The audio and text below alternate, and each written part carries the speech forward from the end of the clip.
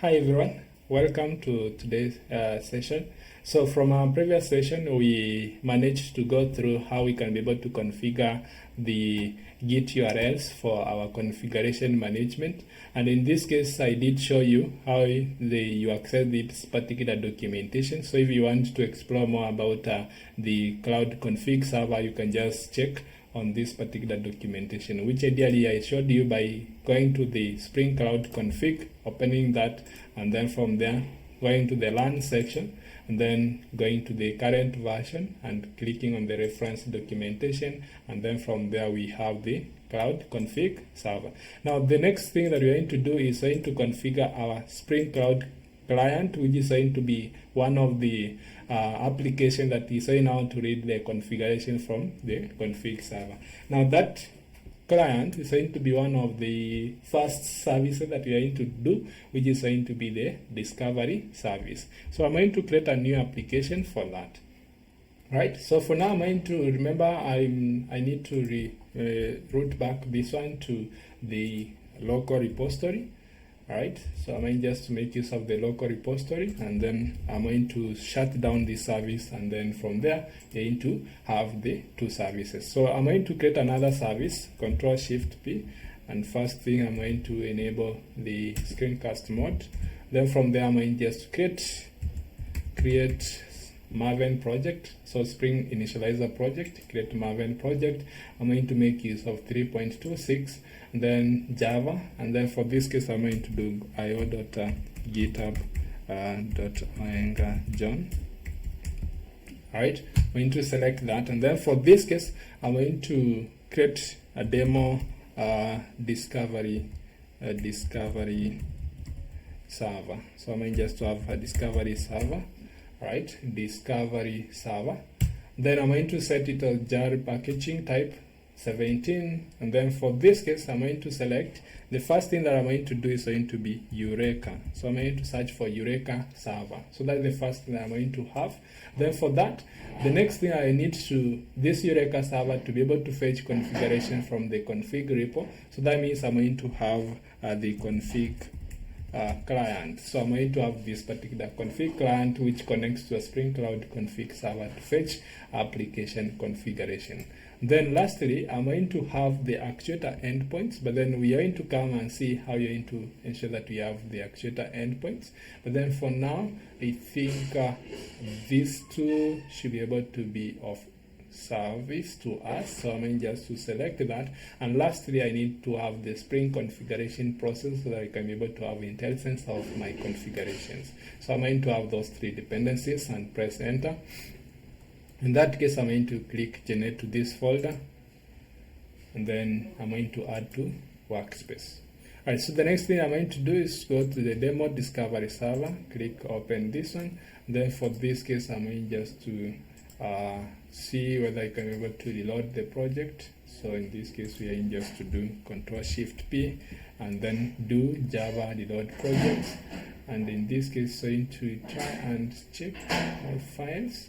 So as that one loads in the background, I'm going just to come here, main, and come to the discovery client and check that this service is able to run. So I'm going just to click that and try to make that run before I do any configurations. Alright, so you can see I want to fix that by updating project configurations. Alright, so once again run and see whether it should be able to run this time.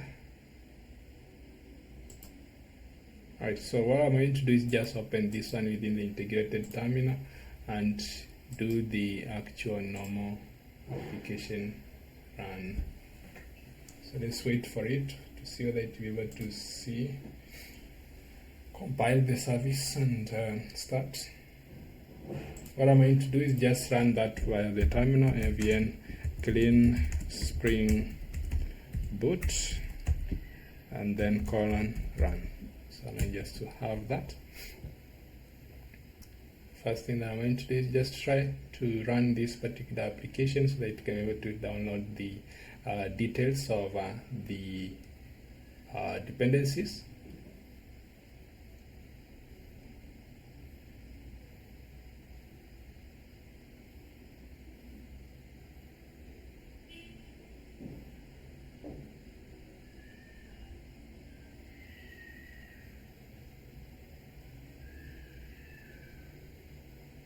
Alright, so it's saying that we haven't configured some of the properties. So we are going to see how then we configure those. Let me just open once again this one, project. And now we are going to do reload projects. So let me see, Control-Shift-P, reload projects. Once again, it's not loading. So what we're going to do is just come here, Control-Shift-P, and clean language workspace, and then reload and delete so that it can be able to refresh the application. Alright, so you can see now I've restarted the VS Code, and by just making use of that. So let me just enable Control-Shift-P and enable the screencast mode. Now, the next thing that you're going to do now is to ensure that this particular service is a discovery server. So the first thing that we're going to do is going to be at enable discovery. So I'm going just to have that discovery server. So let me see, enable enable Eureka server, sorry. We need to set it at enable Eureka server, which is coming from the Eureka server Netflix dependency. So once we have that, the next thing I'm going to do is now make sure that we are able to rename this file and make it a YAML file. YAML file. Then from here we need to set this particular application to be the demo config server and Eureka server, sorry.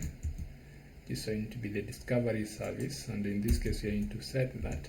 Now this particular discovery server, it's a Eureka. We are going to run it on port, so I'm going just to have server.port, and this one is going to be port 8761. So I'm going to run it on a unique port, which is usually run by the discovery services, which is for you Spring Cloud 8761.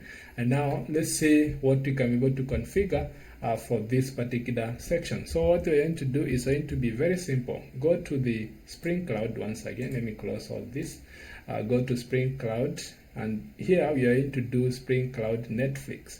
So we're going to select this one. All right. Then for this case, we are going to do learn again, and then click the reference documentation. All right.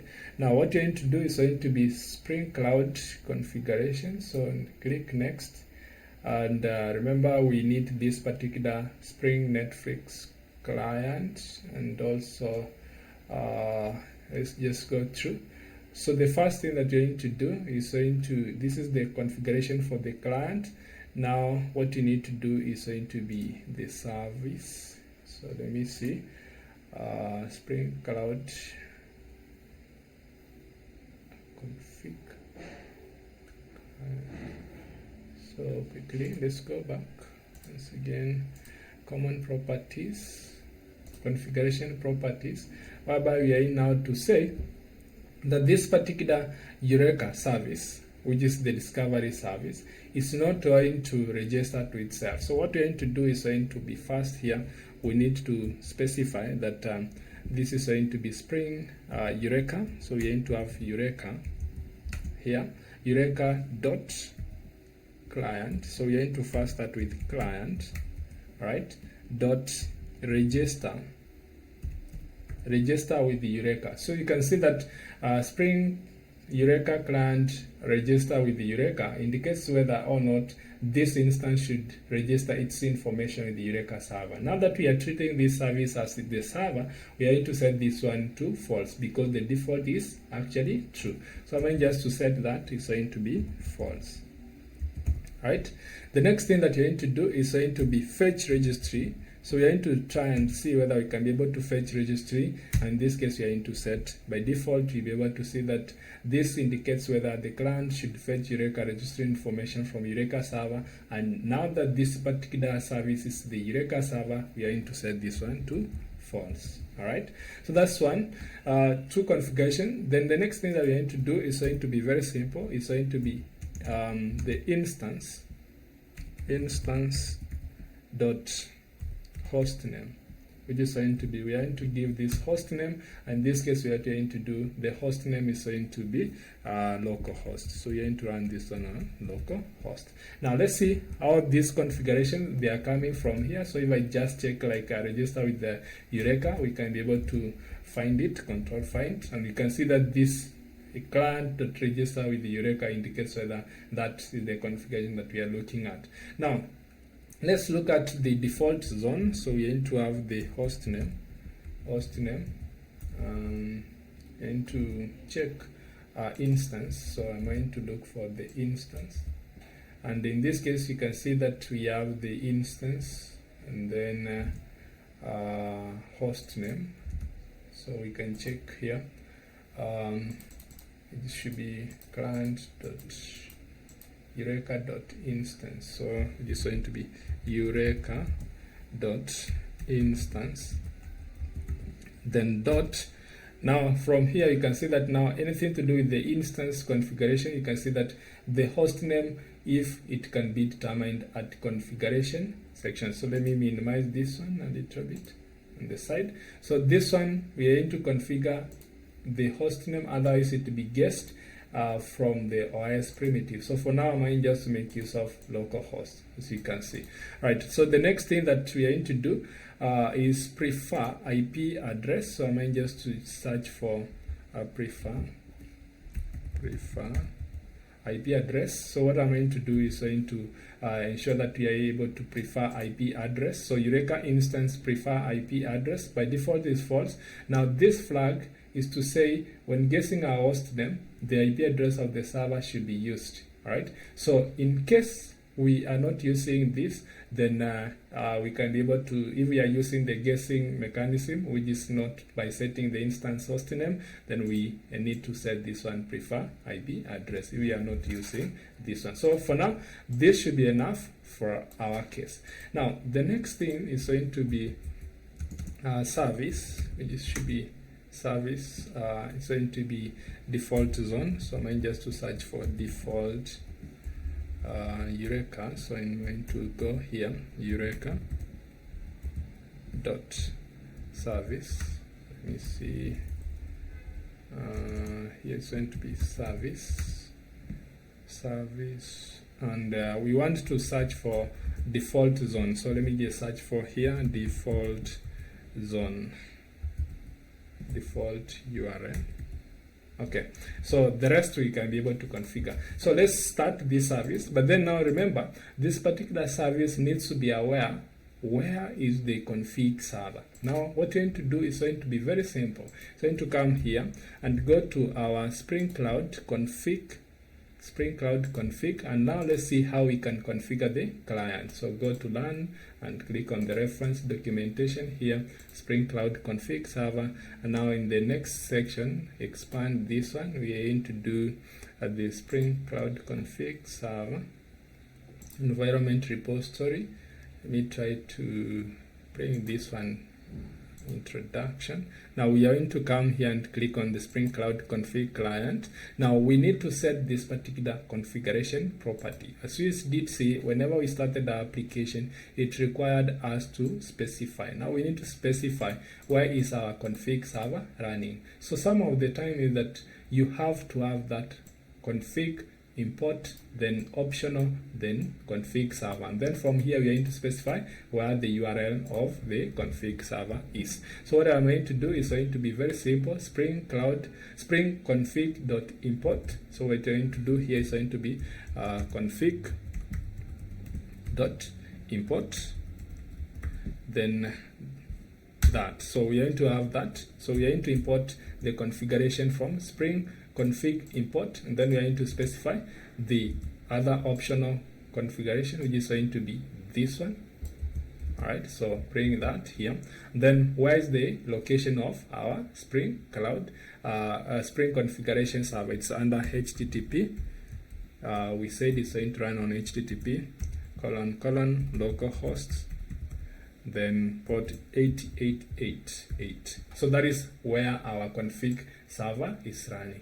Now if we configure this one this way, then we need to think about whenever we be deploying these services within the Kubernetes environment. Now, remember, our Kubernetes environment, we require to specify a different URL for our config server. So what I'm going to do is going to make use of variables to configure this. So I'm going just to have this one, and it's going to be Eureka. So we're going to have, where is our Eureka server address. So I'm going just to have that as address. Then otherwise, if I'm running locally, I'm going to have that this way. All right. So this is all that we require to set. All right. Now, if I start my application, it should be able to run correctly. So let me just start the application once again. Open the terminal. All right. So I'm going just to do Maven clean Spring Boot run. All right. So as you can see, all the configurations, I've done them within the application itself, within the discovery server. And in this case, you can see that it tried to get some of the configurations, but then it didn't find. As you can see that what it did, it could not locate these particular configurations within the discovery server default. As you can see, the connection refused because our demo configuration server is down. But then you see that it ended up ideally doing what? Updating the port and then starting the Eureka server, and also at port 8761. Why? Because we said this one is optional, then it means that it doesn't have to require the configuration server to be up for it to be able to start fully. Now that is the optional. So if I remove this optional command and I restart the service, then it should be able to fail if it's unable to connect to the config server. All right, so let's see. Now, if I remove the optional prefix, then it will be able to stop whenever it's unable to connect to that particular config server. And looking at this, okay, yeah. Now this one, it's able to start because we are not making reference of any variable within the configuration, the discovery server, which is mandatory. So for now, remember that this optional configuration is to ensure that you can be able to start your service without requiring the config server to be up. All right, so that's it. Now let's see if we try to access localhost 8761. What are we waiting? All right, so you can see we are this particular config server, our discovery server, is ideally giving us a dashboard whereby you can be able to see what are the different applications which are registered to this particular server, or what services are registered within this configuration server. So that's all that we need to do. Now let's see, how then does it know that we need to register? So what I'm going to do, I'm going to, within the config repo, I'm going to create the application name, which is going to be demo discovery server. I'm going to create that. As you can see, it tries to connect and fetch the configuration from demo discovery server default profile. So what I'm going to do is going to create that file here, .yml. All right. So I'm going just to create that.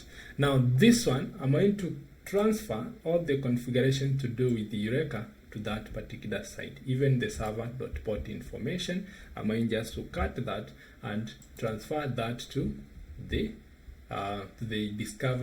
demo discovery server YML. Now remember, by default any Spring Boot application runs on port 8080. Now that I have transferred this configuration to this one, if I restart the application, you'll be able to see that it's going to run on port 8080, which is not ideal. What we want to do is that we want to force it to fetch the configuration from the config repository. All right, so let's see what is the default port it's going to run from. All right, so you can see this one, I started Tomcat. As you can see, it's unable to connect to that, but then you can see that ideally it's trying to connect to port, it's updating port 8080. Now let's start the config server and see that the application is able to fetch configuration from the config server.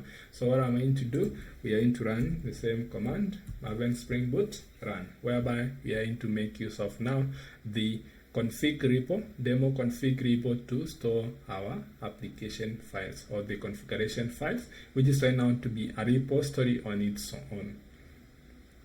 Right, so you can see that it's actually up and running. Now let's see if we restart this service and restart now this service, what will be the effect of the port information? How will it know that it's able to get the port information? So let's see what is the default port it's going to run on, and confirm that it's actually able to fetch the configuration from the config server.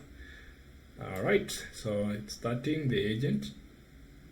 Right, now let's see what happened.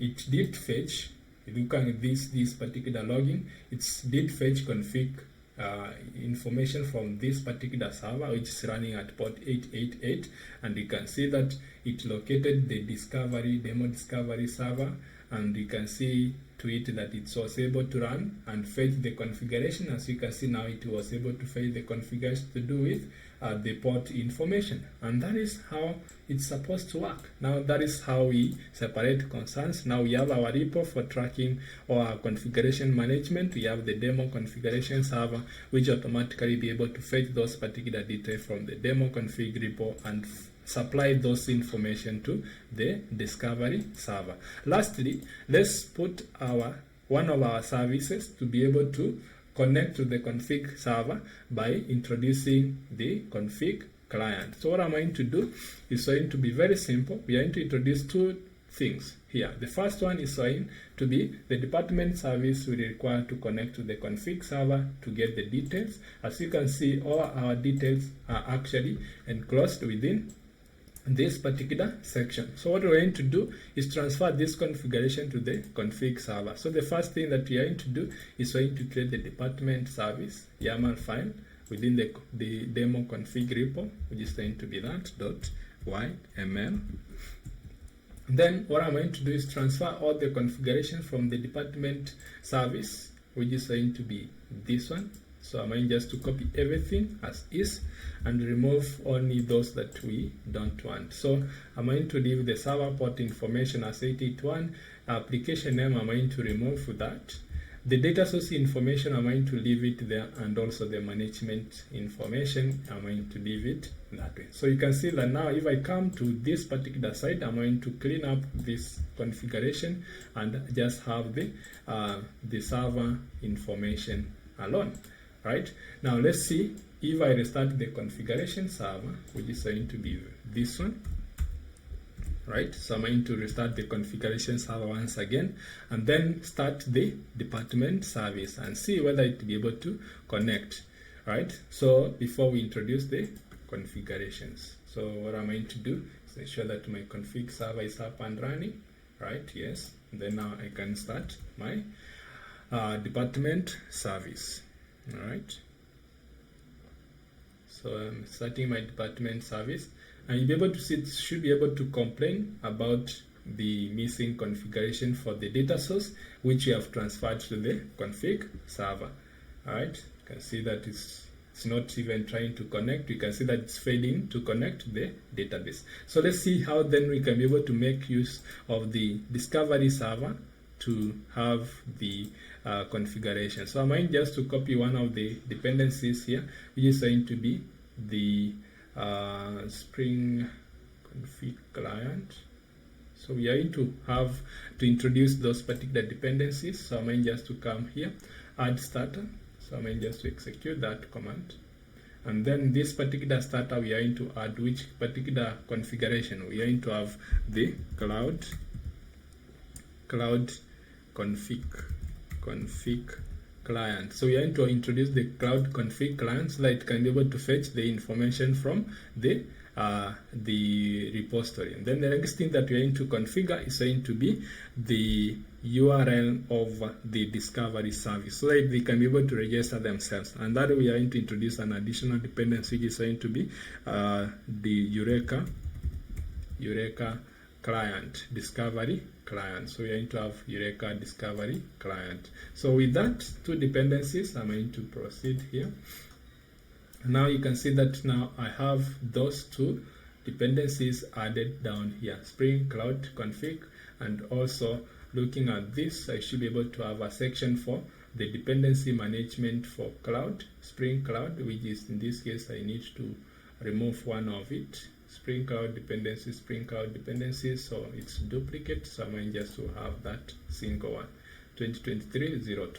Right, so with this, I'm going now to specify the configuration for, I'm going to take the department service, the same thing that I did for the demo discovery server, I'm going to do the same thing for this one. So I'm going just to copy this line, which is going to be config import, and bring it to the department service YAML file, which is going to be main resources, this one, and I'm going just to have that here. Until now, the department service that whenever you want to fetch information, then fetch it from this particular discovery service.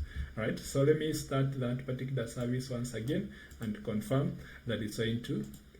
Now the next thing that you're going to do is, once it fetches this information, now you see for the discovery client, discovery server, we said that it's not going to register to Eureka, but then now for the department service, we want this one to be able to register to Eureka. So I'm going to just introduce that here, and in this case we are into Eureka instance hostname, and then what are we going to do is going to be very simple, registration.